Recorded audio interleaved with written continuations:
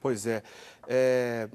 Como o senhor disse desde o começo do programa, a igreja não podia se calar diante desses absurdos, né? Agora, um outro personagem dessa história, que é um personagem, inclusive, acho que a palavra correta é muito injustiçado, é o Papa Pio XII, né? Porque o Sim. Papa Pio XII, ele já trabalhava na Alemanha, ele era diplomata da Santa Sé na Alemanha, durante já a ascensão do nazismo, né? Sim. Acho que de perto ele já estava vendo que algum problema iria acontecer, né? Sim. O Papa Pio XII, cujo nome era Eugenio Pacelli, ele era romano, tinha nascido em Roma, fez uma brilhante carreira eclesiástica e trabalhou também a serviço do nuncio apostólico na Alemanha. Inclusive, ele dominava perfeitamente e fluentemente o alemão. Ele foi eleito Papa, meus amigos, no ano 1939, exatamente quando Hitler invadiu a Polônia, começando aquela filosofia de vida de expansão para poder um dia conquistar também a União Soviética e para pôr em prática o seu plano muito ambicioso de dominar a Europa inteira. O Papa teve que viver anos muito difíceis, mas ele também não ficou calado. Hoje a figura deste grande Papa Pio XII encontra-se no centro de tantas críticas, exatamente porque se olha somente de um ponto de vista e não se tem talvez uma visão completa. Mas se eu quisesse logo colocar-me ao lado da verdade, seria o primeiro a dizer ao Santo Padre, o Papa Pio XII, obrigado por tudo que ele realizou, a vantagem destes nossos irmãos perseguidos, né, os hebreus, a tal ponto, Eric, e prezados amigos telespectadores, que ele obrigou, como Papa, todos os padres e religiosos e religiosas que têm os seus conventos em Roma a abrir as portas para hospedar milhares e milhares de famílias dos hebreus. E quando tantas famílias optaram também para deixar a Itália e partir para uma experiência de vida melhor, ele, o Papa, não poupou energias e nem mediu esforços para ajudar essas famílias a viajar à procura de um mundo melhor.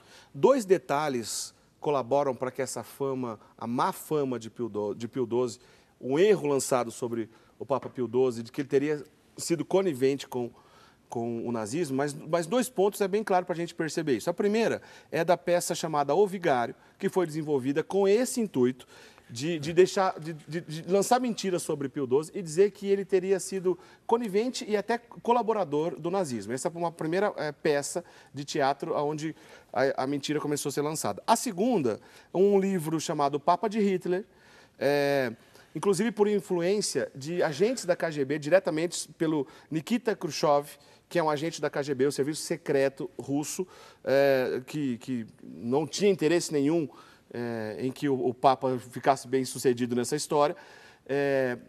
Essas coisas ajudaram, então, que criasse uma imagem de que o Papa teria sido, primeiro, conivente, depois calado, né? Já que conivente não pegou, acabou, pelo menos, que ele ficou calado. Agora, Padre Guido, o senhor acabou de dizer, eu queria que o senhor deixasse bem claro para isso, o Papa Pio XII ajudou a esconder judeus para que não fossem mortos em campo de concentração e ajudou famílias, inclusive, que sustentasse essas famílias, por exemplo, o senhor estava comentando Sim. antes da gente começar o programa. Sim, olha, são inúmeros os testemunhos e os depoimentos de judeus até no dia de hoje que agradecem à igreja, através do Papa, por tudo que o Papa fez para salvá-los.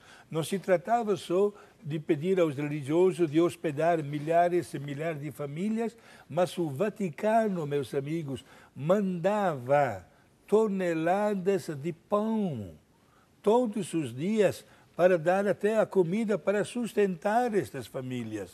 Agora, quem quer denigrar a imagem do Papa se faz forte de pontos que talvez até hoje se permaneçam no hotel obscuros. Você fez uma citação muito clara e prática, que os meios de comunicação naquela época não são os meios de hoje. Portanto, tantas versões do que estava acontecendo chegavam distorcidas aos ouvidos do Papa, deixando até o Papa muito perplexo e confuso. Inclusive, este Papa Pio XII, no ano 1942, quando deu a mensagem no rádio em ocasião do Santo Natal, ele falou abertamente do risco que milhares e milhares de pessoas estavam correndo, morrendo até de uma maneira injusta, sem nenhuma defesa. Até isso ele chegou a citar. Numa linguagem não superficial, mas profunda, isto é, as notícias chegavam, digamos assim, mas tantas vezes de uma maneira indireta, e depois, vamos dizer agora a verdade. Pode deixamos, exatamente, deixamos um instantinho só o Papa. Se nós fizéssemos até hoje uma pergunta para muitos alemães, perguntando: você sabia que a 10 quilômetros da sua cidade havia um campo de extermínio? Muitos alemães, hoje idosos, têm a serenidade de responder até hoje, não. Porque durante os acontecimentos ninguém tinha noção do tamanho da gravidade que era, né? Era difícil saber. Agora, Padre Guido, a verdade, aliás, Jesus disse que ele próprio é a verdade, né? Eu sou o caminho, a verdade e a vida. Então a verdade é claro que é cristã, e para que a gente alcance essa verdade em relação a essas lendas, esses mitos lançados sobre a figura de Pio XII, se a gente for ouvir, por exemplo, entidades judaicas, alguns judeus famosos agradecem publicamente. Vou dar rapidamente alguns exemplos. Albert Einstein, que todo mundo sabe era judeu, disse: só a Igreja Católica protestou contra o assalto hitlerista à liberdade. Dr. Alexandre Safran, um rabino-chefe da Romênia, escreveu lá na época, em 1944, nesses tempos duros, nossos pensamentos voltam-se com respeitosa gratidão ao soberano pontífice, que fez tanto pelos judeus em geral. Um judeu dizendo. Outros aliados, quando foram libertos de Roma, uma brigada judaica veio a público com um boletim e publicou o seguinte: para a glória perene do povo de Roma e da Igreja Católica, podemos afirmar que o destino dos judeus foi aliviado pelas suas ofertas verdadeiramente cristãs de assistência e abrigo. Outro sobrevivente num diário, que foi publicado também no Diário Hebraico lá em Israel: se fomos resgatados, se os judeus ainda estão vivos em Roma, venham conosco e agradeçamos ao Papa e ao Vaticano. Portanto, se os próprios judeus reconhecem esse trabalho de Pio XII, reconhecem a importância da Igreja Católica na pessoa de Pio XII e em outros membros também, não era a hora, pós-guerra, e nem a hora hoje, que os judeus fizessem média. Não era hora de política de boa vizinhança. Eles estavam realmente agradecidos pelo trabalho que a Igreja Católica fez para amenizar o sofrimento. Perfeito. E temos que dizer que estas palavras de grande consideração pela Igreja não é fruto de fantasia, porque muitas pessoas hoje agradecem mesmo de verdade pela ajuda recebida pela Santa Sé. E claro, o Papa não podia enxergar tudo, também temos que ser objetivos. Sim.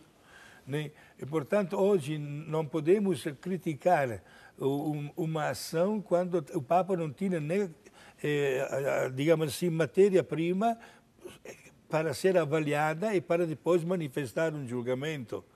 Naturalmente, quando terminou a guerra e os campos de extermínio apareceram, todo mundo se olhou na cara. Para a gente encerrar esse bloco, eu queria que o senhor comentasse rapidamente, nosso tempo do bloco está terminando, mas daqui a pouco nós veremos a canonização de João Paulo II e de João XXIII. O Papa João XXIII, ainda como cardeal Roncalli, tem um episódio interessante sobre isso, relacionado, aconteceu na Bulgária. Conta para a gente, Padre Guido. Sim, ele, na sua carreira sacerdotal e diplomática a serviço da Santa Sé, foi também núncio apostólico na Bulgária, exatamente na época no qual existia a perseguição contra os judeus e mais de 1.500 crianças já judias, né, escolhidas para serem encaminhadas para o campo de Auschwitz, para o extermínio, dentro daquele projeto chamado de Solução Final.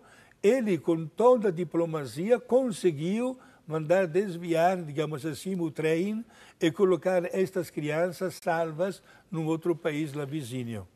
O cardeal, nos bastidores, né, sem que ninguém visse, com sua ação diplomática, lidando todas as forças que podia, desviou, então, pelo menos 1.500 crianças judias que iriam morrer no campo de concentração nazista e a salvou. Não é à toa que agora a igreja irá canonizar esse grande homem que depois veio a ser o Papa João XXIII, né, Padre Guido? Exato, né?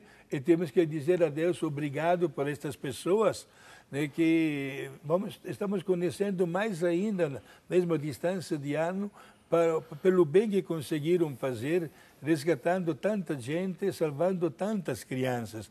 O Papa João XXIII é chamado em língua italiana Il Papa Buono, aquele homem assim, muito afável, simples, mas quando se tratava de trabalhar para o capital humano, não poupava energias. E ele pegou exatamente as autoridades máximas com as quais podia conversar e se colocou bem na frente até que o trem desapareceu fora do caminho de Auschwitz. Tá certo, Padre Guido. A gente vai para o intervalo, mas a gente ainda continua nesse assunto daqui a pouquinho, no último bloco do Eclésia. Nós vamos falar sobre Papa João Paulo II, sobre a história da família do Padre Guido, o que tem a ver com tudo isso que a gente está conversando aqui, tá certo? E também a gente vai comentar rapidamente sobre os santos que acabaram dando a vida nos campos de concentração, em alguns campos de concentração nazista, e que depois a igreja os canonizou, tá certo? Vamos para o intervalo, a gente volta já, não sai daí.